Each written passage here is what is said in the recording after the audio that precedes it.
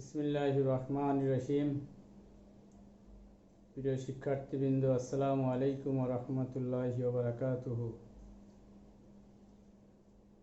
ইতিপূর্বে আমি তোমাদেরকে মহাকর্ষ অভিকর্ষ চ্যাপ্টার শেষ করেছি। ওই চ্যাপ্টারের সাথে কিছুটা মিল রয়েছে পর্যাবৃত্ত গতি। এই জন্য তোমাদেরকে মহাকর্ষ অভিকর্ষের পরে আমি পর্যাবৃত্ত গতি আলোচনা করছি। প্রথম দিকে কিছু আমরা সংজ্ঞা আলোচনা করব। বোর্ডে সংজ্ঞাগুলো তোমাদের লেখা আছে, তোমরা লক্ষ্য করো। প্রথম আছে, দেখো গতিটা কি। আমরা জানি যে সময়ের পরিপ্রেক্ষিতে এবং পারিপার্শ্বিকের সাপেক্ষে যখন কোনো বস্তু তার অবস্থান পরিবর্তন করে বা করতে থাকে, তখন তার এই অবস্থানকে বলা হয় গতি। তোমরা এটা অনেক আগের থেকে জেনে আসছো। তো বস্তুর অবস্থান পরিবর্তনের যে ভঙ্গি অথবা প্রক্রিয়া, এটা অনুসারে গতি বিভিন্ন ভাগে বিভক্ত হয়। তার এক ধরনের গতি হলো তোমার পর্যাবৃত্ত গতি। সে ভাগের একটা ভাগই হলো এই পর্যাবৃত্ত গতি। এখন পর্যাবৃত্ত শব্দের অর্থটা কি? পর্যাবৃত্ত কথার অর্থ হলো বারবার ঘটে এমন কিছু। কোন একটা কিছু বারবার ঘটবে, সেটা হলো তোমার পর্যাবৃত্ত। যেমন পৃথিবী নিজ অক্ষের সাপেক্ষে প্রায় 24 ঘন্টায় একবার আবর্তন করে। পৃথিবী তার যে অক্ষ আছে সেই অক্ষে সে 24 ঘন্টায় একবার আবর্তন করে। তাহলে এটা কিন্তু বারবার ঘটছে এমন ঘটনা। আবার পৃথিবী সূর্যের চারদিকে 365 দিনে একবার ঘুরে আসে। তাহলে আবার এটাও তার বারবার পুনরাবৃত্তি ঘটছে। একইভাবে তোমাদের দেওয়াল ঘড়ির যে কাঁটা, সেখানে যে মিনিটের কাঁটা, সেকেন্ডের কাঁটা বা ঘন্টার কাঁটা, এরা কিন্তু বারবার ঘুরে একই অবস্থানে বারবার তার পুনরাবৃত্তি ঘটছে। কিন্তু এটা এখন এটা হলো পর্যাবৃত্ত, অর্থাৎ যেটা বারবার ঘটবে, পুনঃ পুনঃ ঘটবে, এমন কিছুই হলো পর্যাবৃত্ত। এটা স্থানের সাপেক্ষে হতে পারে, আবার সময়ের জন্য হতে পারে। যেমন তোমার এখানে বলা আছে স্থানিক পর্যাবৃত্ত। তুমি অনেক সময় দেখেছো যে টিনের ঘরের চালের যে টিন আছে, টিনের যে ঢেউগুলো একটি নির্দিষ্ট দূরত্ব পর পর কিন্তু এরা সজ্জিত। আবার ডোড়া কাটা যে শার্ট, এই শার্টের একই রঙের যে ডোড়াগুলো, এটি নির্দিষ্ট দূরত্ব পর পর ওই ডোড়াগুলো কিন্তু বারবার দেওয়া আছে, নির্দিষ্ট দূরত্ব পর পর দেওয়া আছে। তাহলে এখানে কিন্তু একটা দূরত্বর কথা আসতেছে, বারবার একটা দূরত্ব, নির্দিষ্ট দূরত্বের পর পর সেটা পুনরাবৃত্তি হচ্ছে। এটা হলো তোমার স্থানিক পর্যাবৃত্ত। তাহলে আমরা বলতে পারি যে স্থানিক পর্যাবৃত্ত বলতে সেই সব ঘটনাকে বোঝায় যেগুলো একটি নির্দিষ্ট দূরত্ব পর পর পুনরাবৃত্তি ঘটে। উদাহরণ হিসেবে বললাম আমি।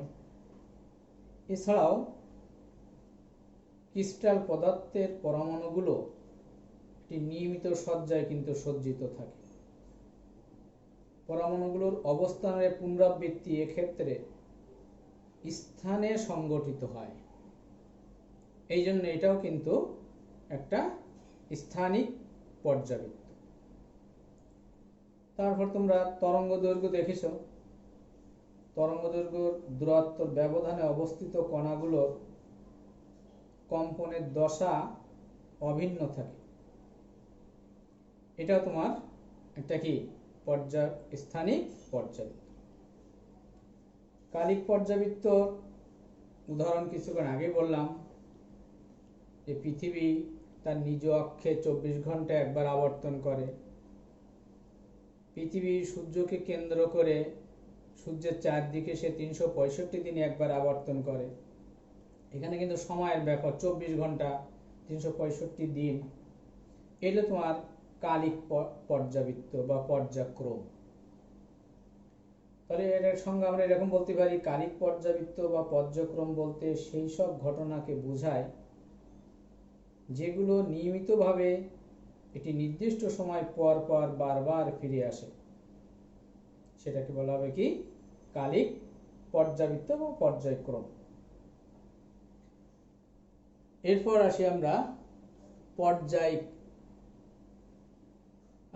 পর্যাবৃত্ত গতি, যেটা আমাদের এই চ্যাপ্টার আলোচিত হবে। পর্যাবৃত্ত গতি,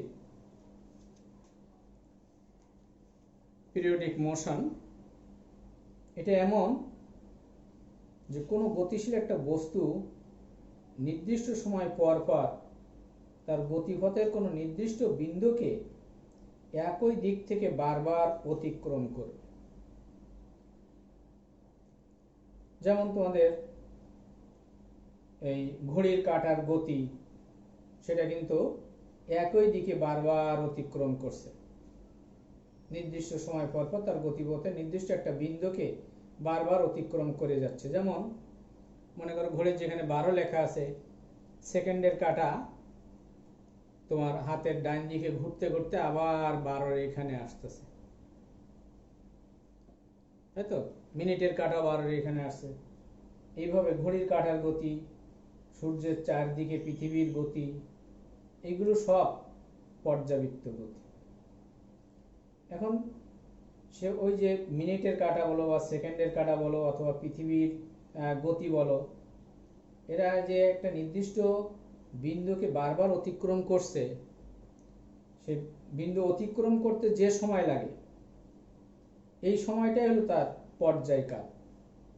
তাহলে পর্যাবৃত্ত গতিসম্পন্ন কোনো কণা যে নির্দিষ্ট সময় পর পর কোনো নির্দিষ্ট বিন্দুকে একই দিক থেকে অতিক্রম করে, সেই সময়টাকে বলা হবে তার কি পর্যায়কাল বলা হবে। এরপর দোলন গতি বা স্পন্দন গতি। এটা ঠিক পর্যাবৃত্ত গতি যখন একদিক থেকে অতিক্রম করে, দোলন গতি বা স্পন্দন গতি এটা বিপরীত দিক থেকে অতিক্রম করবে। একটা নির্দিষ্ট বিন্দুকে সে বিপরীত দিক থেকে অতিক্রম করবে, অর্থাৎ তার গতির পথের অর্ধেক সময় একদিকে যাবে, বাকি অর্ধেক সময় তার বিপরীত দিকে যাবে। এই ধরনের যে গতি সেটাকে বলা হয় স্পন্দন গতি। এরপর আমরা আজকে যেটা মূল আলোচনা, সরল সন্ধিত স্পন্দন। তাহলে আমরা দেখলাম যে পর্যাবৃত্ত গতিটা কি, যে একটা বিন্দুকে, যেমন তোমাদের বলা আছে যে এটা মনে করে এখানে ঘুরে 12 লেখা আছে, সেকেন্ডের কাঁটা এটা এই দিকে ঘুরে বারবার এরকম 12কে অতিক্রম করে করে যাচ্ছে। তাহলে একটা নির্দিষ্ট বিন্দুকে সে কি করবে, নির্দিষ্ট সময় পর পর অতিক্রম করে যাবে। এই ধরনের যার গতি, সেই গতিটা হলো পর্যাবৃত্ত গতি। আর এটা অতিক্রম করতে তার যে সময় লাগবে এটাকে বলা হবে তার পর্যায়কাল। আর দোলন গতি বা স্পন্দন গতিটা হলো, সেটা হলো তার গতিপথের, যেমন মনে করো সরল দোলক চিন্তা করো, সরল দোলক সে তার একবার গতিপথে এই দিকে যায় আবার এই দিকে আসে। যেমন এই সরল দোলকটা মনে করো এইখানে এই পর্যন্ত আসলো,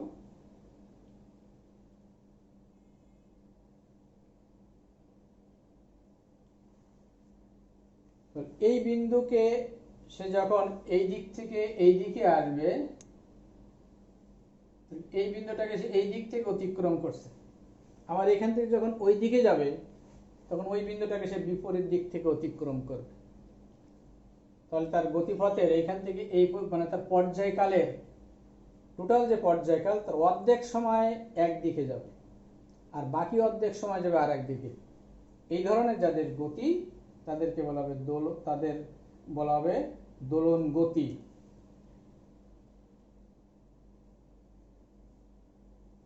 বা স্পন্দন গতি বলা হবে। এখন আমরা আসি সরল ছন্দিত গতি। সরল ছন্দিত গতি, এই গতিটা হবে স্পন্দন গতি হবে, আবার এটা পর্যাবৃত্ত গতি হবে, আর হবে সরল রৈখিক গতি। এটা হচ্ছে তিন ধরনের গতি থাকবে, স্পন্দন গতি থাকবে, পর্যাবৃত্ত গতি থাকবে, আর থাকবে সরল রৈখিক গতি থাকবে। এবং কোনো বস্তুর ত্বরণ অথবা বল কি হবে, কোনো বিন্দু থেকে তার যে সরণ হবে ওই সরণের সমানুপাতিক হবে। আর এই বল বা ত্বরণ এটি নির্দিষ্ট বিন্দু অভিমুখী হবে। ওই নির্দিষ্ট বিন্দুটা মানে যে এমন একটা বস্তু চলার পথের এমন একটা বিন্দু আছে যে বিন্দুতে তার লব্ধি বল শূন্য হয়ে যাবে, ওইটা হলো সাম্য অবস্থার বিন্দু। যেমন আমাদের সরল দোলকের কথা চিন্তা করো,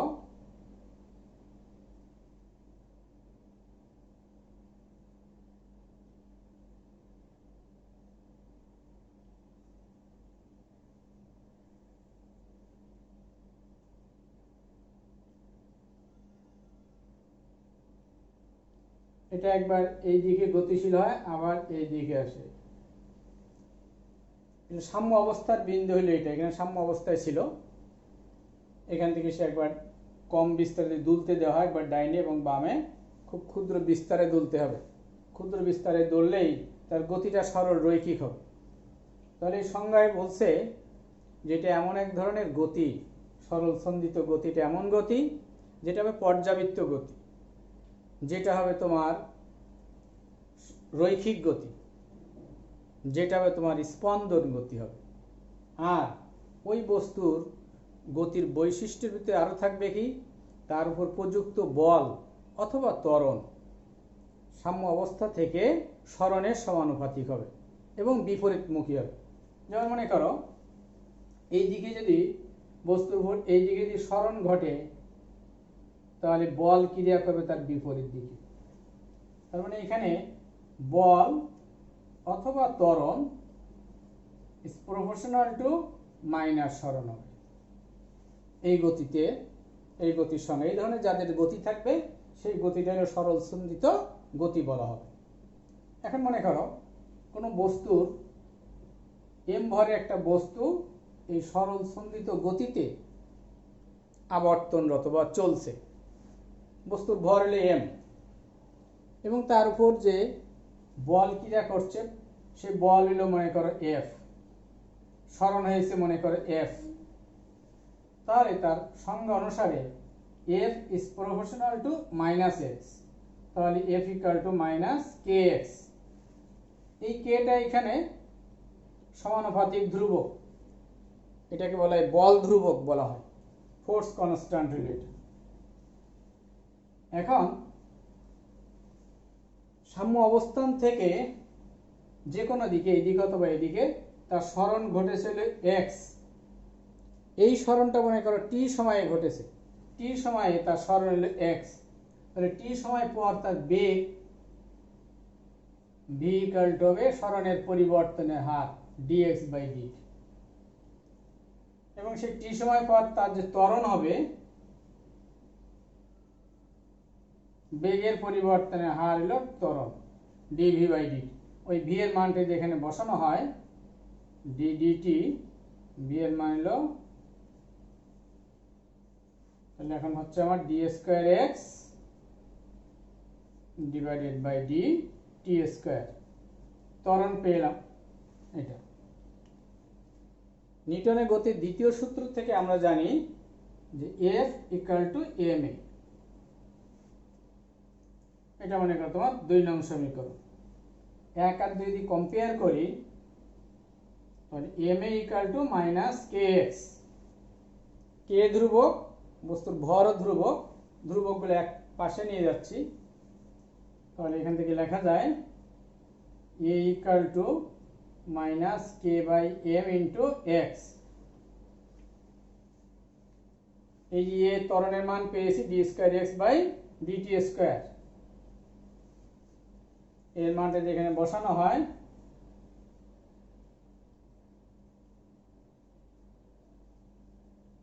কে বাই এম, এটাকে ওমেগা স্কোয়ার ধরা হলো, ওমেগা স্কোয়ার এক্স ধরি, কৌণিক কম্পাঙ্ক ওমেগা, তাহলে omega square equal to K by M. এবার সবগুলো দিয়ে এক পাশে নিয়ে আসা হয়, D square X by DT square omega square X equal to 0। এটাকে বলা হয় সরল সন্ধিত গতিসম্পন্ন কোনো কণার ব্যবকলনী সমীকরণ।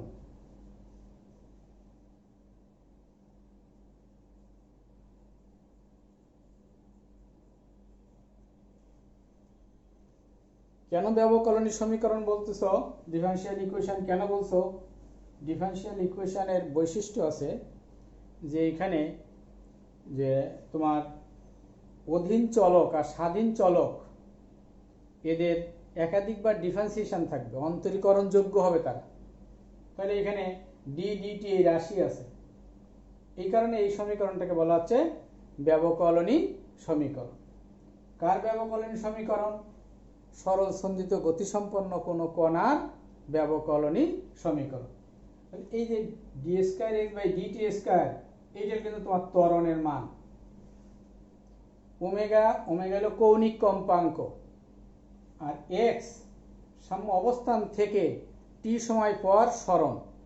কোন একটা সমীকরণ তোমাকে দিয়ে দেওয়া হলো এখানে, যে মনে করো 4 D square X by DT square plus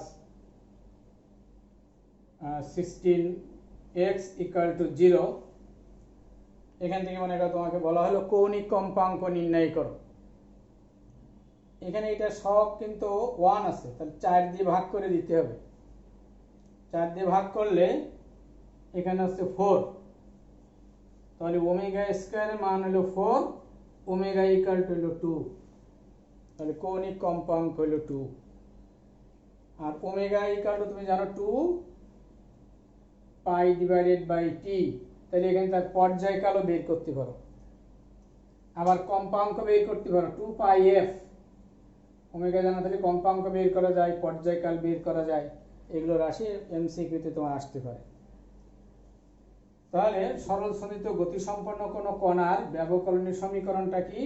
D square X by DT square plus omega square X equal to 0। এখন এই সরল সন্ধিত ব্যবকলনী সমীকরণের যে একটা সমাধান, প্রশ্ন হলো এক্স ইকুয়াল টু এ sine omega T plus delta সরল সন্ধিত ব্যবকলনী সমীকরণের একটি সমাধান, অর্থাৎ এটার একটা সমাধান, এটা প্রমাণ করতে বলল। তোমাকে যদি বলা হয় যে x square minus 4 equal to 0, এই সমীকরণের একটা সমাধান 2 প্রমাণ করো, তখন তুমি কি করবা? এক্স এর মান এই যে 2, এই সমীকরণের লেফট হ্যান্ড সাইডে বসাবা। রাইট হ্যান্ড সাইড যেহেতু 0 আছে, লেফট হ্যান্ড সাইড যদি 0 হয়, অর্থাৎ 0 দ্বারা এই সমীকরণটা সিদ্ধ হলো, অতএব এক্স ইকুয়াল টু 2 এটার একটা সমাধান।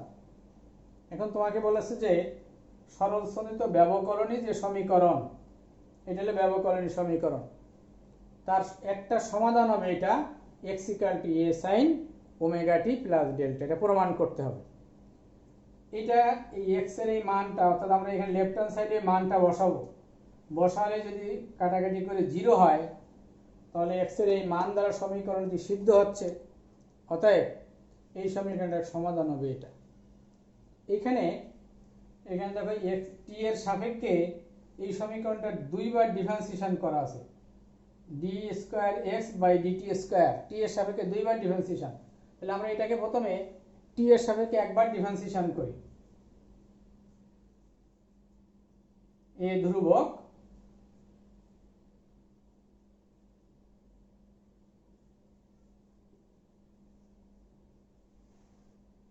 সাইন টি, যেহেতু টি ভেরিয়েবল তাহলে কজ হবে cos of omega T plus delta, যেহেতু এটা টি না এই জন্য এটার আবার ডিফারেন্সিয়েশন হবে ওমেগা টি প্লাস ডেল্টা। তাহলে এখানে টি এর ডিফারেন্সিয়েশন 1, ওমেগা ইন্টু 1 আর ডেল্টার ডিফারেন্সিয়েশন 0, তাহলে আমার রেজাল্ট দাঁড়াবে এ কস ওমেগা টি প্লাস ডেল্টা। তার মানে এই অংশের ডিফারেন্সিয়েশন টি হবে, সরি এই অংশের ডিফারেন্সিয়েশন হবে omega, A omega cos omega T plus delta. একবার ডিফারেন্সিয়েশন করেছি, আর একবার ডিফারেন্সিয়েশন করলে D square X divided by DT square, A omega সামনে রইল, D DT cos of omega T plus delta. তাহলে cos x মানে cos t minus sin t, আর এখান থেকে একটা ওমেগা আসবে, ওই ওমেগা আর এই ওমেগা গুণ করলে minus A omega square sin omega T plus delta. এখন আমরা এই মান এইখানে লেফট হ্যান্ড সাইডে বসাবো, যে মানটা পেলাম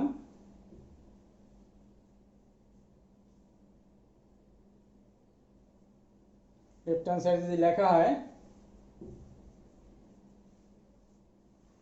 লেফট হ্যান্ড সাইড কি আছে, D square X DT square omega square.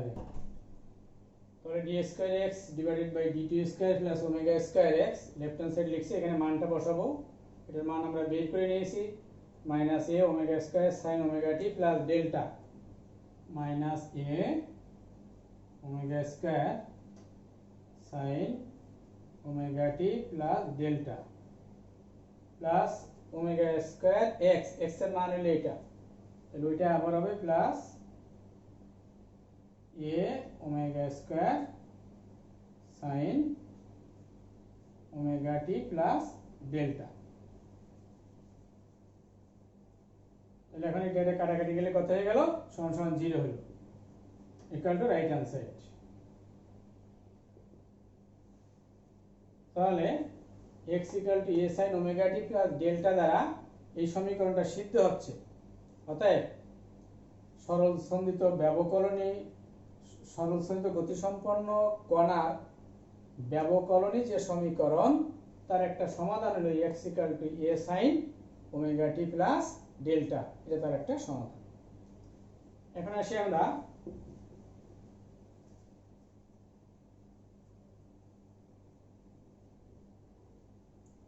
সরল সন্ধিত গতিসম্পন্ন কোন কণার বেগের সমীকরণ কেমন হবে।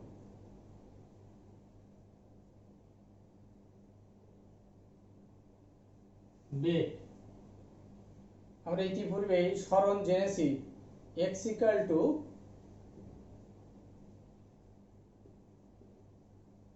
a sin omega T plus delta, এগুলো সরল সন্ধিত গতিসম্পন্ন কোন কণার ব্যবকলনী সমীকরণের একটা সমাধান। সমাধান বলতে x তো সেখানে সরণ, t সময় সরণ, তাহলে সরণ হলো এটা, বেগ বের করতে হলে বেগ হলো সরণের পরিবর্তনের হার, কিছুক্ষণ আগে দেখানো হয়েছে বেগ v equal to dx by dt। x এর মানটা এখানে বসানো হয়, a ধ্রুবক সামনে রাখলাম, d dt sin omega T plus delta, তাহলে এটা ডিফারেন্সিয়েশন হবে, এটার ডিফারেন্সিয়েশন হবে omega, a omega cos omega T plus delta. এখন এটা হলো cos থিটা, পুরোটাই cos theta, root over 1 minus sin square omega T plus delta.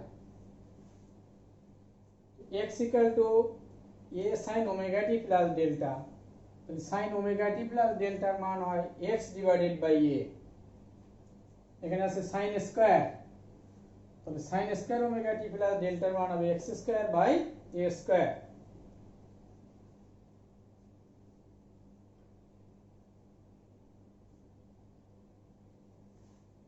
রুটের মধ্যে লসাগু করলে a স্কয়ার রুট থেকে বের করলে হবে a, সেই a আর এই a কাটা যাবে, তাহলে আমরা বেগ v পাচ্ছি a কাটা omega root over a square minus x square. এটা একটা বেগ নির্ণয়ের সূত্র হলো এটা, এটাও কিন্তু বেগ নির্ণয়ের একটা সূত্র। সরল চালিত গতি সম্পন্ন কোনো কণার বেগ নির্ণয় দুইটা সূত্র, এটা দিয়ে করতে পারবা, এটা দিয়ে করতে পারবা। এ হলো সর্বাধিক প্রান্তে যে বিস্তার, সেই বিস্তার হইল এটা এ। যেমন তুমি সরল দোলকের কথা যদি চিন্তা করো,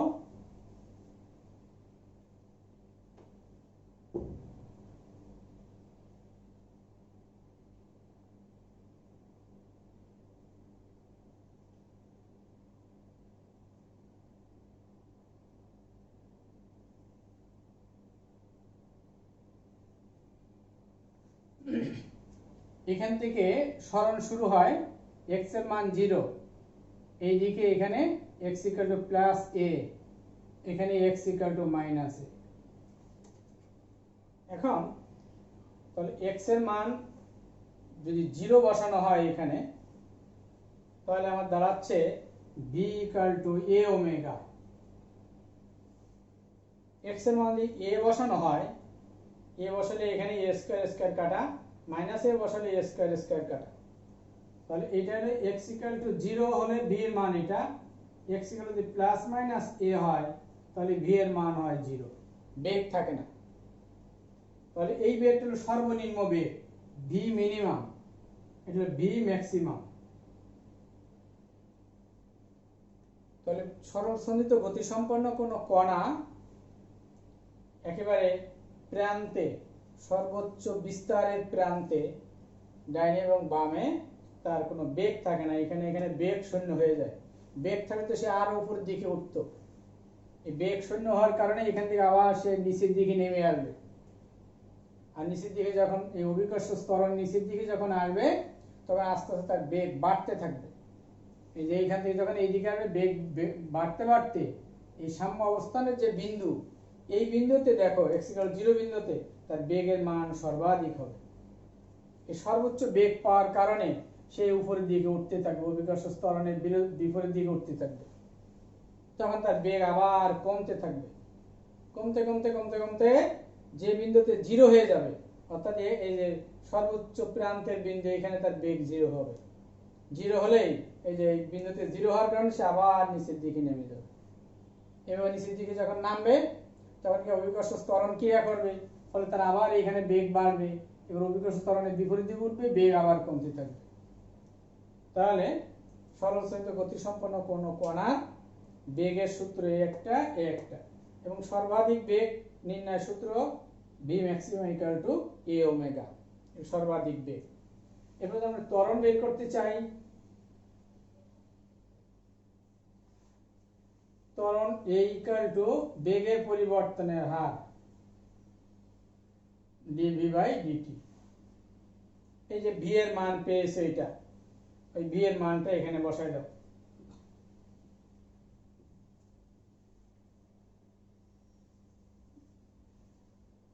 v এর মান কত, a ওমেগাটা সামনে রাখি,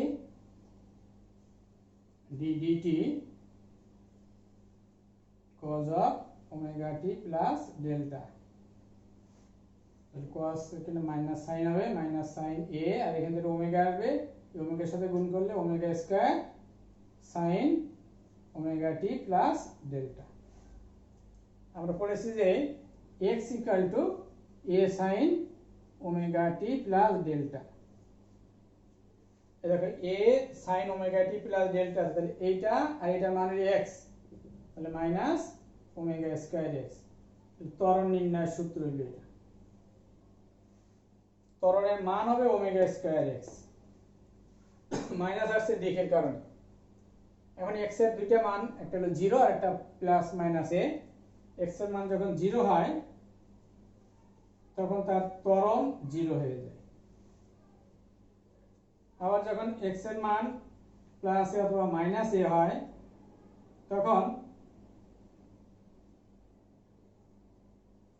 মাইনাস a হলে এটা প্লাস হয়ে যায়, তাহলে a equal to omega square a। তাহলে এই ত্বরণ 0 যেতে সর্বনিম্ন ত্বরণ, সর্বাধিক ত্বরণ হলো এটা। এবার আমরা সরলস্থিত গতিসম্পন্ন কোন কণার ত্বরণের সমীকরণ বের করতে পারি। এটা তার ত্বরণের সমীকরণ, সর্বাধিক ত্বরণ, সর্বনিম্ন ত্বরণ হলো এটা। এখন যদি আমরা তার পর্যায়কাল বের করতে চাই,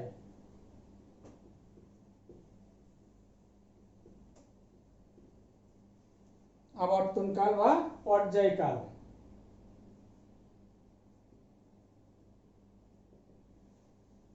আমরা জানি যে একবার পূর্ণ আবর্তন করতে যে সময় লাগে সেটা তার আবর্তনকাল।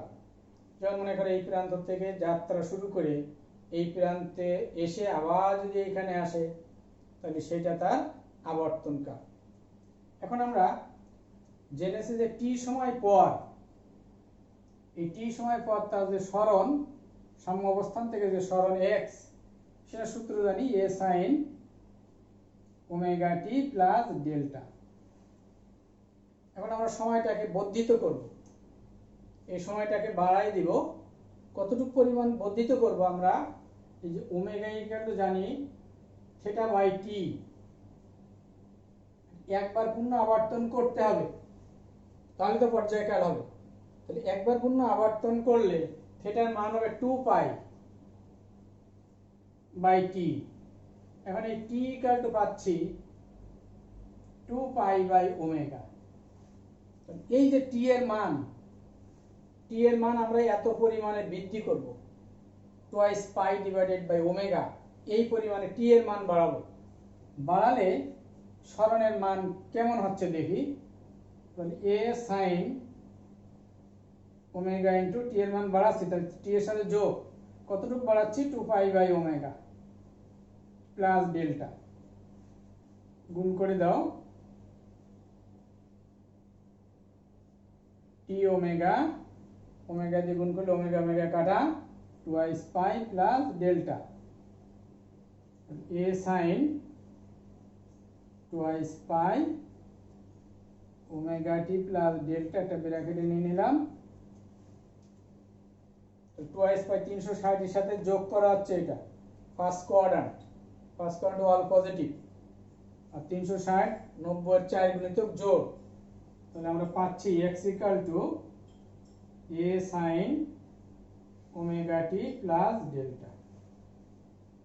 আগে টি সময় পর তার সরণ ছিল এটা, দেখা গেল যে টি প্লাস 2 পাই বাই ওমেগা এত সময় পর ওই একই সরণ হচ্ছে, কারণ তার গতি ওই একই, এত সময় পর তার বেগ একই রকম হবে। তাহলে প্রথম টি সময় ছিল তার সরণ ছিল এটা, আর টি প্লাস 2 পাই বাই ওমেগা এত সময় পর তার সরণ একই রকম হচ্ছে, অর্থাৎ পুনরাবৃত্তি ঘটেছে। তাহলে কত সময় অন্তর কত এখানে, তাহলে এটার থেকে টি বিয়োগ করলে সময় অন্তর হচ্ছে কত, 2 পাই বাই ওমেগা। এইটা হবে তোমার পর্যায়কাল। তাহলে তার পর্যায়কাল T equal to twice pi by কত ওমেগা। সরল সন্নিহিত গতিসম্পন্ন কোনো কণার যদি পর্যায়কাল বের করতে বলে তাহলে তার সূত্র হইল এটা, twice pi divided by omega. এখন ওমেগা ইকুয়াল টু আমরা জানি যে omega square equal to K by M, তাহলে omega equal to root over K by M. এখন এখানে উল্টাই দিলে টুয়াইস পাই এই যে root over K by M, দাঁড়াচ্ছে twice pi root over M by K. পর্যায়কালের সূত্র, এটা একটা পর্যায়কাল নির্ণয় সূত্র, আবার এটাও কিন্তু পর্যায়কাল নির্ণয় সূত্র। কাদের সরল সন্নিহিত গতি সম্পন্ন যেসব কণা তাদের পর্যায়কাল নির্ণয় সূত্র হলো এটা। এই পর্যায়কাল যেহেতু বের করতে পারলে আমরা কম্পাঙ্ক বের করতে পারি।